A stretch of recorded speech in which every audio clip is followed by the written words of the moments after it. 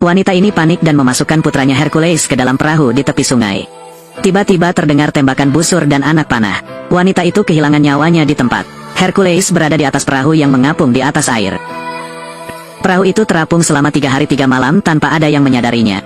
Mata anak laki-laki yang lapar itu kabur, dia hanya bisa makan pakaian untuk mengisi perutnya yang lapar. Dan di depannya terdapat air terjun setinggi 100 meter. Perahu berguncang dengan kuat dan anak laki-laki itu melayang ke hilir. Siapa yang berharap bisa bertahan hidup secara ajaib? Namun tak lama kemudian 2 ekor ular piton besar merangkak ke dalam perahu. Mereka menggelengkan kepala, mengeluarkan air liur saat melihat makanan di depan mata mereka. Hercules tiba-tiba mengangkat kedua tangan kecilnya untuk menggenggam kepala ular piton itu, menyebabkan mereka langsung hancur. Tak lama kemudian, perahu itu terjebak di sungai. Sepasang suami istri lewat dan menemukan bayi laki-laki mereka dalam keadaan koma. Kemudian mereka membawa anak itu pulang dan merawatnya dengan baik. 18 tahun berlalu dalam sekejap mata. Hercules kini telah dewasa. Karena kesehatan alami, tidak ada tempat untuk menyia-nyiakannya. Maka ayahnya membuatkan untuknya sebuah lesung batu seberat 1000 pon. Setiap hari Hercules mendorongnya untuk mengeluarkan energi berlebih. Meski begitu, aku masih merasa punya banyak kekuatan. Maka dia pun masuk ke dalam hutan lagi sambil membawa sebuah pohon besar. Hercules dengan mudah mencabut akar pohon itu. Ayah melihatnya dan sangat gembira. Saya merasa telah menemukan rahasia menjadi kaya. Dia menyuruh Hercules untuk terus mencabut pohon itu, untuk transportasi ke pasar untuk bertukar makanan. Adapun dia berdiri di samping Hercules untuk membantunya. Tanpa diduga, seekor beruang besar tiba-tiba muncul di belakang. Itu menjatuhkannya ke tanah. Kepala berdebar terus-menerus. Hercules mendengar suara itu dan segera bergegas maju. Dia bergegas mendorong beruang itu ke bawah. Tanpa diduga, ia dengan cepat berdiri. Dia mengangkat tangannya dan menamparkan punggung Hercules dengan keras. Lalu pegang dia erat-erat. Hercules menggunakan kekuatannya untuk menjatuhkan beruang itu. Selanjutnya, dia mengayunkan tinjunya untuk melakukan serangan balik terhadap hewan raksasa ini. Hercules terus memukul dengan keras. Beruang itu membuka mulutnya dan berteriak dengan sedih. Tak lama kemudian, dia kehilangan nyawanya. Namun ayah Hercules perlahan menutup matanya. Dia sangat marah ketika kehilangan orang yang dicintainya. Hercules mengangkat beruang itu dengan satu tangan dan melemparkannya ke langit. Beruang itu mungkin tidak menduganya. Aku terjebak dalam pelukan manusia. Sejak ayahnya meninggal, Hercules selalu bersedih. Dia menyeret penggaruk batu seberat 1000 pon melintasi gurun untuk mengeluarkan sekresinya. Totot yang kuat bersinar di bawah sinar matahari. Tiba-tiba, orang-orang berlarian di dekatnya. Dia mengatakan sesuatu terjadi pada keluarga Hercules. Mendengar itu, Hercules buru-buru berlari pulang. Kemudian saya melihat ibu saya pingsan dan terbaring di tanah. Hercules menangis dan mengguncang tubuh ibunya. Untungnya dia tidak punya masalah. Ketika dia sadar kembali, dia memberitahu Hercules dengan panik. Baru saja monster menakutkan datang ke sini. Dia sangat takut hingga dia pingsan. Setelah selesai berbicara, dia meninggal. Pada saat ini, langit tiba-tiba berdering dengan suara gemuruh. Hercules berdiri, dia juga sangat bingung. Seekor lebah kuning raksasa muncul di langit.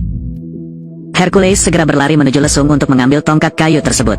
Dia memegang tongkat kayu itu erat-erat dan menyodok mata tawon kuning itu. Lebah itu tiba-tiba berbunyi bip terus-menerus. Hercules terus menyerang, namun tetap tidak bisa mengusirnya. Bahkan tongkat kayu besar pun tergigit olehnya. Hercules berbalik dan memegang kapak. Lemparkan ke mulutnya. Lebah yang terluka itu akhirnya jatuh ke tanah. Namun kekuatan bertarungnya masih sangat dahsyat. Sayap yang mengepak dengan cepat tiba-tiba membuat Hercules terbang beberapa meter jauhnya. Saat hendak dihancurkan olehnya, Hercules dengan cepat menusuk lehernya dengan tongkat. Tanpa diduga, tubuhnya mengeluarkan arus listrik yang kuat. Arus listrik secara tidak sengaja membantu Hercules menarik lebah tersebut ke tanah. Setelah beberapa tepukan lagi, ia menutup matanya. Hercules kemudian meletakkan jenazah ibunya di atas beberapa pohon. Kemudian nyalakan api untuk mengirim ibu ke surga. Rumah yang ia tinggali selama bertahun-tahun terbakar habis. Karena Hercules tidak ingin mempertahankan tempat yang menyakitkan ini, penduduk desa memberitahunya, raja sedang merekrut pengawal untuk sang putri. Hercules sepertinya telah menemukan tujuan hidupnya. Malamnya dia segera berangkat ke istana untuk wawancara. Hercules dengan mudah mengalahkan 2 prajurit tepat di depan raja dan putri. Namun raja menganggap itu tidak cukup untuk membuktikan kekuatannya.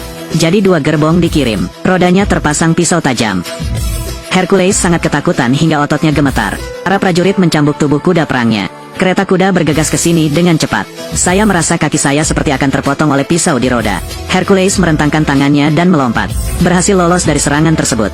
Sang putri diliputi oleh auranya yang kuat. Namun raja tidak membiarkan Hercules lewat begitu saja. 2 kereta kuda melaju ke depan lagi. Kali ini dia tidak menghindar, tapi diamlah. Saat bertabrakan dengan otot kuat Hercules, pisau yang tak terhitung jumlahnya hancur. Lalu dia mengangkat tangannya untuk meraih kereta itu. Tarik keempat kuda perang itu kembali. Saat terdengar suara keras, kuda perang itu tiba-tiba terlempar beberapa meter dengan kekuatan yang kuat. Kedua kereta tersebut juga dibuang oleh Hercules. Kini raja akhirnya menyerah ke tanah. Namun guru nasional yang berdiri di sampingnya tidak menyukai penampilan arogan Hercules. Oleh karena itu, ia menghasut raja untuk mengirimkan 8 prajurit kelas atas. Hercules dengan tenang mengangkat batang kayu itu dari tanah. Dia memegang batang kayu itu dengan kedua tangannya dan bertarung dengan lawannya. 8 prajurit tidak mampu mendorong Hercules dengan seluruh kekuatannya. Pada akhirnya dia ditekan ke dinding. Setelah menang, Hercules mengangkat batang kayu tersebut. Berteriaklah dengan keras dan lemparkan langsung ke langit. Ratusan pon kayu tersebut dilempar langsung ke bulan oleh Hercules. Saat ini, raja terlalu terkejut dengan kesaktian Hercules. Dengan cepat mengundang Hercules menjadi pengawal pribadinya. Pastikan keamanan sang putri. Namun sang ahli strategi sengaja menimbulkan masalah. Dia mengklaim bahwa Hercules memiliki kesehatan yang tidak terbatas. Namun tidak diketahui latar belakangnya, dikhawatirkan akan ada niat buruk terhadap sang putri. Raja harus menugaskan Hercules untuk sementara waktu untuk melakukan pekerjaan serabutan. Hercules yang malang harus bekerja keras setiap hari di istal. Namun sang putri sangat mempercayainya. Setiap hari dia berlari ke istal untuk berbicara dengan Hercules. Padahal Hercules tidak mempunyai pekerjaan yang layak. Tapi sang putri tertarik. Di malam hari, mereka berdua diam-diam akan berlari mendaki gunung untuk berkencan. Hercules membiarkan sang putri mengagumi otot-ototnya yang kuat. Ia mendekat dan memeluk sebuah batu seberat beberapa puluh ton.